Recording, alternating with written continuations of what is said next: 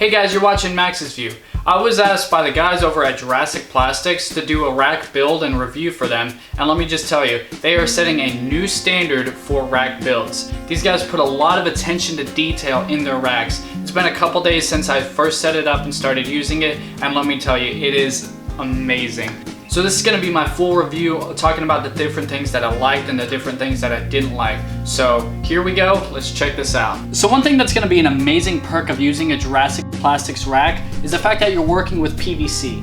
Now I have melamine racks and a lot of people do melamine, but as the number of my snakes grows, water's going to find a way. You know, it takes a lot of work, a lot of cleaning, you know, just to prevent something from happening, because what happens with water is you're essentially creating a petri dish as it sits in there. Bacteria grows, of course, snakes have their droppings. So all of that combined, it adds up and it runs a risk to your snakes. And obviously we don't want that. On all these racks, there's a little cut where you put your heat tape and it allows you to slide it through, and then your heat tape isn't sitting right on top where your tub's gonna be sliding across it. You get a little bit of a gap, and that really helps you with that. Furthermore, most people don't really have a secure way of holding their probe. All right, so just for these purposes, I've got this Zoom In thermostat. Now, some people might try this little suction cup. That doesn't work too well, especially when you're dealing with moving objects. And the next thing that people will try is, you know, tape. You're dealing with heat and you're dealing with humidity. Both things are gonna make that tape come right off your probe. But as you see here, we have a patent pending design. But what will happen is you place your probe here, you run your cord,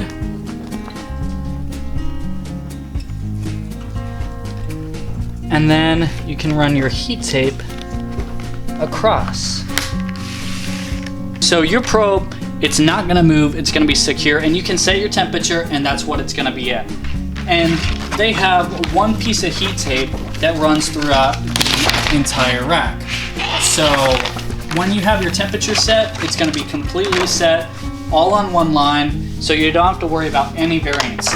But this part, this is a huge selling point for me. This is awesome. So let me show you the build. I'll show you how to run this heat tape all throughout, and we'll get to putting it all together. All right, y'all, so for this build, there's a couple things you should know, just so you don't have to put it together, realize you messed something up, and then put it back together. These notches are pretty self-explanatory. You just have to think ahead with them. So we're gonna start from the top and go down.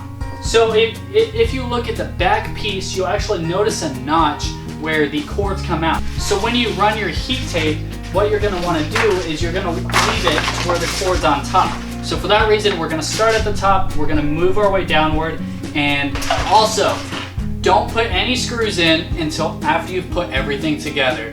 That's gonna save you a lot of time, and if you mess something up, you don't wanna have to take all the screws out and then put them back in. So definitely wait to put the screws in. It will stand up on its own before you put screws in. These notches, they're really secure, it's really cool. So consider orientation, and look at your top piece here. You're going to have your notch on the right side if you're looking at the screw indentions. Remember, all screw indentions need to be on the outside. Don't put them on the inside, because otherwise you won't be able to see them and you won't know where to put your screw. So make sure they're on the outside. But your back piece has this cord on the outside, so, or on the right side. So it'll sit like this. So for that reason, we need to run our heat tape to where the cord will run, of course, out that side. Another thing is, I'm on the floor. Obviously, I'm doing this just like I'm any Joe Smo. I don't have a work table that I'm working on, or I do, I'm just not using it. But let's consider all this, and our top piece for me is gonna be right here. Orientation this way. And then when our cord comes out, it's gonna come out the right side. So to make that easy, I'm gonna explain it in a way. You wanna run it to the side closest to where your probe goes. Now remember, we're gonna go ahead and set this probe, because when it's set there, you won't have to worry about it anymore. So let's go ahead and put that in there. And with that cord, zigzag as it is. And when that back's on and the heat tape's over it, it's not going to be moving anywhere. With the heat tape, start on the side closest to where that probe notch is, and you're going to go right over the probe. And let's go ahead and go all the way through with it.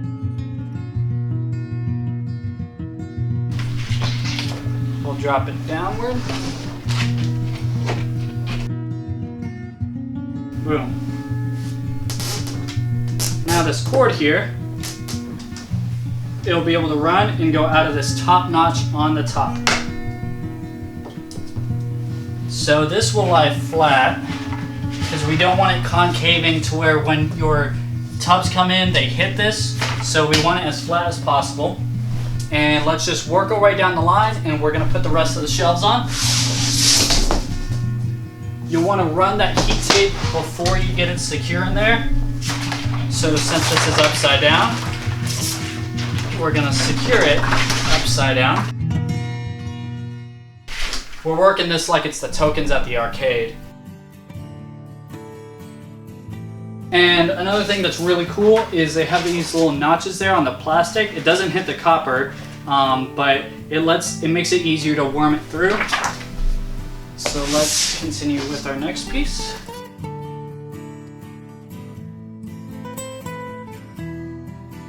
And there's a little bit of space there, so that way when these separate and you put that side on, it's not going to concave. That's really convenient.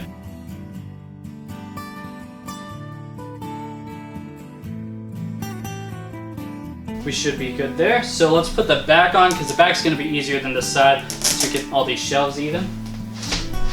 Remember this cord, this little nut is going to go up top.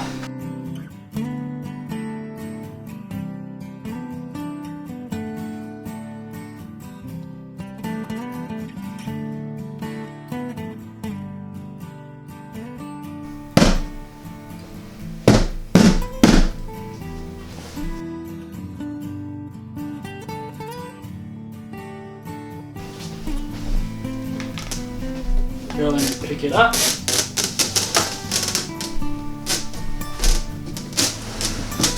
Like I said before, it will stand up before you even put screws in. So let me put the screws in, I'll put the tubs in, and then I'll run through it and we'll put snakes in it and we'll have this baby ready to go. These little notches are really nifty.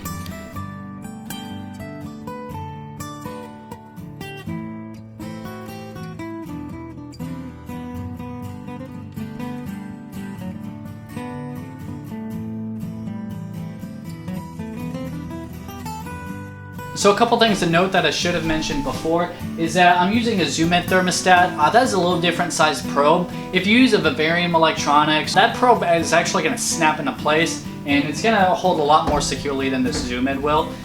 But this is just the one I decided to put on this rack for our purposes here.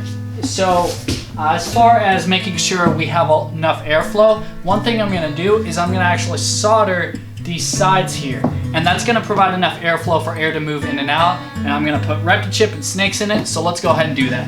Alright, so I went ahead and I moved it into my reptile room. This rack's looking nice, and again, just like butter. Alright, so this rack comes in at just under 19 inches wide. It's going to be about 34.5 inches long, and then we're looking at about 32.5 inches tall. So compared to the Vision Rack, the Vision Rack's going to be about 21 inches wide. It's going to be about 34.5 in length, so it's going to be about the same length. And then with the casters that it has on it, it's going to be about 43.5 inches tall. Price difference wise, this rack here, it's going to be about $400, whereas the Vision Rack is going to come in at about $420, and that's before you even get the heat cable. This of course uses heat tape and it comes with it. If you were looking at the Freedom Breeder rack, the 10, 20, 70, about the same size tubs, it comes in at about $1,775, whereas if you got 4 of these, that comes in about $1,600. Size difference wise, if you of course stack them side by side and on top of each other, it's going to be about 38 inches between both of them. The Freedom Breeder rack is about 1 inch less in length, but it goes up to 71 inches tall, whereas the Jurassic Plastics rack stacked up. They only go up to 65 inches tall. Both setups would hold 20 snakes, but again, you're saving a lot of money with the Jurassic Plastics rack. So these guys are here, they're doing amazing work, and again, these racks, smooth as butter. So I actually did this build about a week ago, and I didn't want to put this video out until I had a chance to use the rack and make sure that I really did like everything about it. So another thing that I didn't touch on before was the fact that the port for the cord actually runs all the way up the rack. And the reason for that is if you're stacking the racks on top of each other, you can actually run that cord from the bottom rack up through the top rack so you don't have cords hanging on the outside, making it more ergonomical. So it is an awesome little touch and something I didn't notice because this is my first Jurassic Plastics rack and I haven't stacked them on top of each other yet. But I'm definitely planning on getting more, so if you guys are interested, I can show you how that cord runs up. But it's pretty self-explanatory. So when you build it, don't do like I did and don't leave that cord on the inside. Make sure all your cords run out. The notches are really designed to help try and remind you to do that. I was just also filming and I had many things going on. So learn from my mistake, make sure your cords are out before you start putting screws in. So this rack has been wonderful, it's been amazing to me, it's been really easy to use, my snakes are happy, and I'm not sloshing water around when I'm trying to pull out these racks. If I had any complaints for it, it's definitely just going to be personal preferences. I would rather have a Phillips screwdriver. There's a lot of screws in it, so it's definitely built like you're never going to take it apart again. And as of this point, only having it for a week, I'm not sure that I will or will not. So there's a lot of screws and that's just a lot of extra work. So when you build this rack, make sure you have your star bit head. If you have it, have a drill. It's gonna make your world a lot easier.